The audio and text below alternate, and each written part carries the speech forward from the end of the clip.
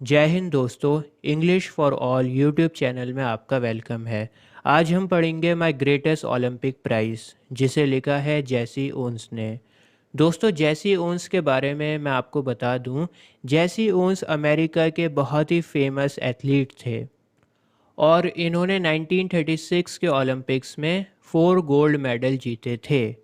दोस्तों, ये कहानी खुद जैसी ओन्स ने लिखी है, तो चलिए शुरू करते हैं। ये कहानी है 1936 के ओलंपिक गेम्स की। और ओलंपिक गेम्स हो रहे थे जर्मनी के बर्लिन शहर में।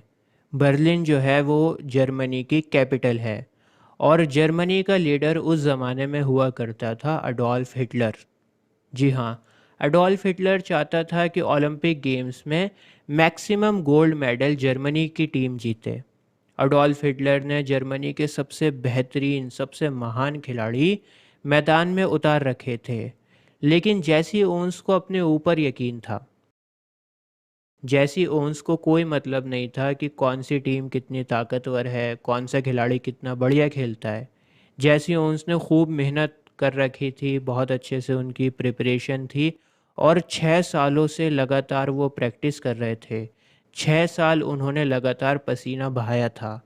और अब जैसी ओन्स तैयार थे किसी भी मुकाबले के लिए, चाहे ओपोनेंट कितना भी तगड़ा क्यों ना हो। उन्हें यकीन था कि जीत उनकी ही होगी। जैसी ओन्स हर टाइम यही सोचते रहते थे कि मुझे जीतना है, मुझे जीतना है। चाहे कुछ भी हो जाए, 1 या 2 गोल्ड मेडल तो मैं जीत कर रहूँगा। दोस्तों, मैं आपको बता दूं, जैसी ओन्स रिप्रेजेंट कर रहे होते हैं अमेरिका को। अमेरिका के खिलाड़ी थे ये। और ओलंपिक गेम्स अगर आपने देखा हो तो ओलंपिक गेम्स में पहले ट्रायल्स होती हैं। ट्रायल्स में क्या होता है, जो कमज़ोर खिलाड़ी होते हैं ना, उनको निकाल दिया जाता है। और उसके बाद जो मेन गेम होता है वो शुरू होता है। जैसी ओन्स को अपने ऊपर पूरा यकीन था कि वो ट्रायल्स को आराम से जीत जाएंगे। और पिछले साल ही उन्होंने वर्ल्ड रिकॉर्ड बनाया था। लेकिन ट्रायल में वो देखते हैं कि एक खिलाड़ी है जो रनिंग ब्रॉड जंप में 26 फीट तक कूद रहा है। रनिंग ब्रॉड जंप एक गेम होता है जिसमें आपको दूर से भागते हुए आना होता है और एक लंबी छलांग लगानी होती है। तो एक खिलाड़ी था जो 26 फीट कूद गया था। जैसी ओन्स को ये देखकर बहुत हैरानी होती है। और दोस्तों, जानते हैं वो खिलाड़ी कौन सी कंट्री का था? वो खिलाड़ी था जर्मनी का। और उसका नाम था लुज लॉन्ग। दोस्तों, लुज लॉन्ग को हिटलर ने छुपा कर रख रखा था, ताकि लुज लॉन्ग एकदम से सबके सामने आए और सबको हैरान कर दे। जैसे अगर मैं क्रिकेट का एग्जांपल दूं, क्योंकि हम लोग क्रिकेट ज़्यादा देखते हैं। मान लो बुमराह का पहला मैच है, उनको कोई नहीं जानता, किसी को नहीं पता कि किस तरह की वो बॉलिंग करते हैं। और इंडियन टीम ने उन्हें छुपा कर रख रखा है। वर्ल्ड कप के पहले मैच में बुमराह आते हैं और अपनी बॉलिंग के जलवे दिखाना शुरू करते हैं। सभी बैट्समैन एकदम से हैरान हो जाते हैं और सोचते हैं कि यार, ये इतना कमाल का बॉलर कहाँ था, ये कैसी बॉल डाल रहा है। उनके समझ ही नहीं आता, वो एकदम हैरान हो जाते हैं। तो इसी तरह हिटलर ने भी अपने इस खिलाड़ी को छुपा के रख रखा था। और जब लूज लॉन्ग सबके सामने आते हैं तो सब हैरान हो जाते हैं, ख़ास तौर से जैसी ओन्स। जैसी ओन्स को यकीन नहीं होता कि यार, ये बंदा 26 फीट कूद गया ट्रायल्स में। लेकिन दूसरी तरफ जैसी ओन्स को पूरी दुनिया जानती थी। उन्होंने वर्ल्ड रिकॉर्ड बना रखा था। हिटलर जानता था कि जैसी ओन्स बहुत तगड़े खिलाड़ी हैं। और उनकी टक्कर के लिए उसने लूज लॉन्ग को मैदान में उतारा था। लूज लॉन्ग को इसी तरह से प्रिपेयर किया था कि तुम्हें जैसी ओन्स के खिलाफ लड़ना है। जैसी ओन्स सोच रहे थे कि यार, ये बंदा तो ट्रायल में 26 फीट की छलांग लगा रहा है। अब क्या होगा? अगर इसने मुझे हरा दिया तो सारी दुनिया समझेगी कि हिटलर बहुत ज़्यादा ताकतवर है। और नेग्रो तो बहुत ही ज़्यादा कमज़ोर होते हैं, ये तो बेकार होते हैं, ये तो इनके बस का कुछ नहीं होता। दोस्तों, नीग्रो दोस्तों, निग्रो बोलते हैं जिसका स्किन कलर बहुत ज़्यादा डार्क होता है, जिनका रंग काला होता है। बहुत ही घटिया वर्ड है ये, आप लोग इसको प्लीज़ यूज़ मत करना। बहुत ऑफेंसिव है ये और वेस्टर्न कंट्रीज़ में इसको गाली माना जाता है। तो जैसी ओन्स को लगता था कि सारी दुनिया सोचती है कि ब्लैक लोगों के बस का तो कुछ है नहीं, ये तो कुछ कर नहीं सकते अपनी ज़िंदगी में, और अगर मैं आज भी यहाँ पर हार गया तो मैं लोगों की मेंटालिटी को बदल नहीं पाऊँगा। मैं दिखा नहीं पाऊँगा कि ब्लैक लोगों में भी दम खम होता है, ब्लैक लोग भी मेडल को जीत सकते हैं। दोस्तों, इस तरह की थिंकिंग जैसी ओन्स के माइंड में चलने लगती है और उन्हें हिटलर के ऊपर गुस्सा आने लगता है। आपको पता होगा कि एक खिलाड़ी की सबसे बड़ी ताकत होती है कंसंट्रेशन। अगर आपका माइंड काम नहीं है, उसमें गुस्सा है, बहुत सारे थॉट्स चल रहे हैं, तो फिर आप कंसंट्रेट ही नहीं कर पाओगे, और जब आप कंसंट्रेट नहीं कर पाओगे तो फिर आप बहुत सारी गलतियां करते हो। तो मैच शुरू होता है और 3 क्वालिफाइंग मैचेस होते हैं। दोस्तों, क्वालिफाइंग मैचेस आपको बताते हैं कि आप ओलंपिक गेम्स के लायक भी हो या नहीं हो। जो मेन गेम होता है उससे पहले क्वालिफाइंग मैचेस होते हैं ताकि कमज़ोर खिलाड़ियों को निकाल दिया जाए। तो पहला अटैम्प्ट होता है जैसी ओन्स का, और पहले ही अटैम्प्ट में उन्होंने बहुत बड़ी गलती कर दी। जो लाइन होती है जहाँ से खिलाड़ी को जंप लगानी होती है, उस लाइन से बहुत आगे निकल गए जैसी ओन्स, और इनका पहला अटैम्प्ट वेस्ट हो गया। इसके बाद सेकंड अटैम्प्ट होता है, और सेकंड अटैम्प्ट में जैसी ओन्स और भी ज़्यादा आगे निकल जाते हैं लाइन से। ज़रा सोच के देखिए, इतना बड़ा गेम है और इतनी बड़ी गलती जैसी ओन्स ने करी है, वो भी दो दो बार। जैसी ओन्स और भी ज़्यादा घबराना शुरू कर देते हैं क्योंकि अब उनके पास सिर्फ एक अटैम्प्ट बचा था। जैसी ओन सोचते हैं कि मैंने 6 साल तक इतनी मेहनत करी, इतना पसीना बहाया, इतने सारे सपने थे मेरे, इतनी उम्मीदें जुड़ी हुई थीं, अब सब कुछ बेकार हो गया। जैसी ओन्स मन ही मन अपने आप को बुरा भला बोलना शुरू कर देते हैं। उनको बहुत टेंशन होने लगती है, बहुत घबरा रहे होते हैं वो।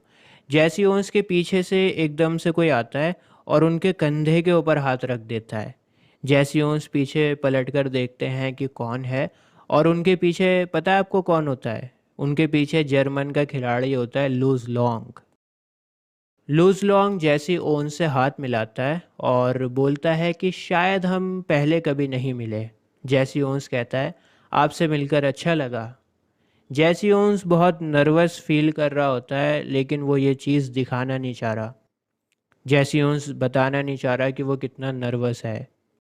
लूज़ लॉन्ग ने दोस्तों अपने पहले ही अटेम्प्ट में क्वालिफाई कर लिया था। जैसी ओन्स पूछते हैं, आप कैसे हैं? लूज़ लॉन्ग कहता है, मैं तो ठीक हूँ, लेकिन तुम बताओ तुम कैसे हो? इतना नर्वस क्यों हो? किस बात का इतना गुस्सा आ रहा है दोस्त तुम्हें?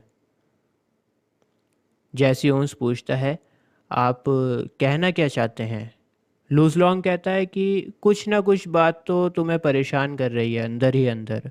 अपनी बॉडी को रिलैक्स करो, इतनी टेंशन मत लो। तुम तो इतने महान खिलाड़ी हो, अगर तुम्हारी आंखें भी बंद हो जाए ना, तब भी तुम क्वालिफाई कर जाओगे। थोड़ा रिलैक्स हो जाओ दोस्त। जैसी ओन्स बोलते हैं, हाँ मुझे पता है कि मैं क्वालिफाई कर सकता हूँ, लेकिन पता नहीं क्यों नहीं कर पा रहा हूँ। इसके बाद दोस्तों जैसी ओन्स और लूज़ लॉन्ग दोनों आपस में कुछ मिनट्स तक बातें करते हैं, और लूज़ लॉन्ग जैसी ओन्स को शांत करने की कोशिश करता है।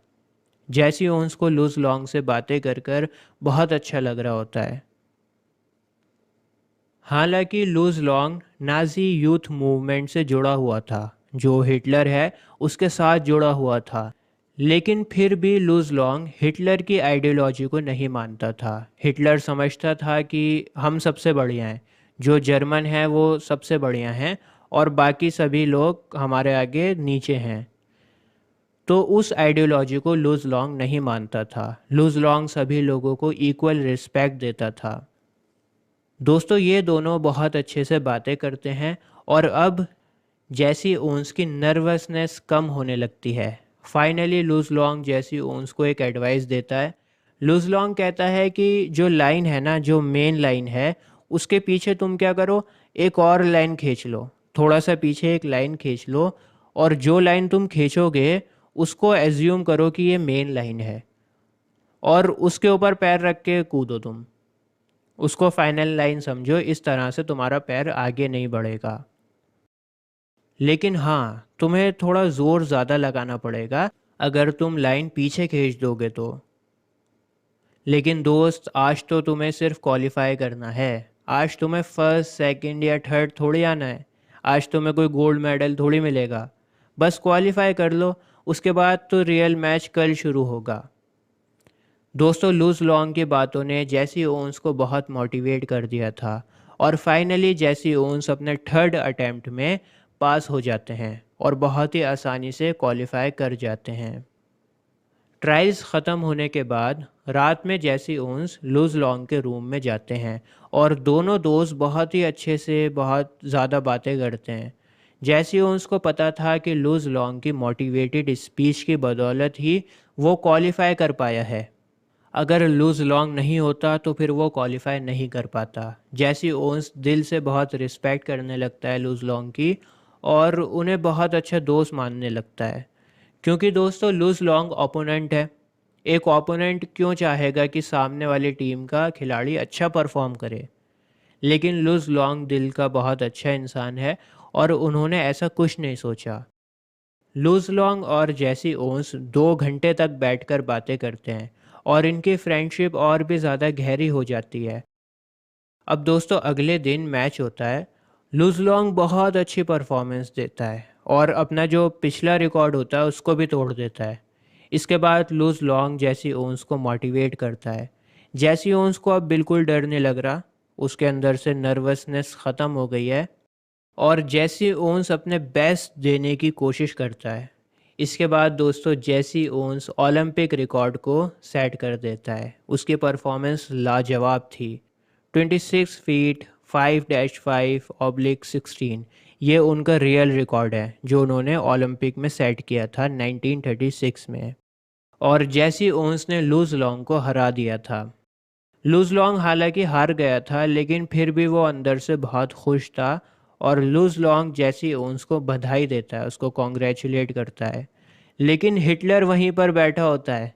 हिटलर भी मैच को देख रहा होता है और हिटलर बड़ा गुस्सा हो जाता है।